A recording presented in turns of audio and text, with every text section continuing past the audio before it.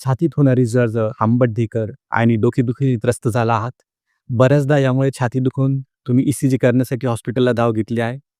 पण बऱ्याचदा हे आम्लपित्त किंवा हायपरएसिडिटीच असते. आज मी तुम्हाला 5 सोपे आणि प्रभावी आयुर्वेदिक उपाय सांगणार आहे. यामुळे आम्लपित्त कमी होतं. यातली शेवटची 5वी टिप तर अजिबात चुकू नका. पित्ताची आग भडकवणारे पदार्थ खाणं टाळा. जास्त तिखट, तेलकट, आंबवलेले पदार्थ, मैदा आणि बेकरी प्रॉडक्ट्स खाणं पूर्णतः टाळा. कारण हे सर्व पदार्थ शरीरात उष्णता आणि ॲसिडची निर्मिती वेगाने वाढवतात. दुसरी टिप म्हणजे जेवणाच्या वेळा निश्चित करा. जेवण टाळल्याने किंवा 2 जेवणामध्ये खूप जास्त अंतर ठेवल्याने पोटात ॲसिड वाढतं आणि तुमच्या पोटाला योग्य वेळी योग्य इंधन दिलं नाही तर ॲसिडिटी नक्की वाढणारच. टिप नंबर 3, जेवताना किंवा जेवणानंतर लगेच पाणी पिऊ नका. हे तुमच्या पोटातील पाचनाग्नीला किंवा जठराग्नीला विझवण्यासारखं आहे. ज्यामुळे अन्न न पचता पोटामध्ये आहार आंबतो किंवा फर्मंट होतो आणि ॲसिड निर्मितीला वेग मिळतो. पाणी जेवणानंतर 40 मिनिटं आधी किंवा 40 मिनिटांनंतरच पाणी प्या. टिप नंबर 4, रात्री जेवल्यानंतर लगेच झोपणं म्हणजे ॲसिडिटीला आमंत्रण.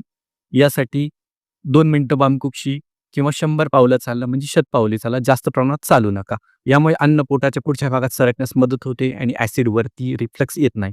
आणि 5वी प्रभावी टीप, रोज रात्री 10 ते 12 काळे मनुके पाण्यात भिजवा. मनुके नैसर्गिकरित्या पित्तशामक आणि थंड गुणच असतात.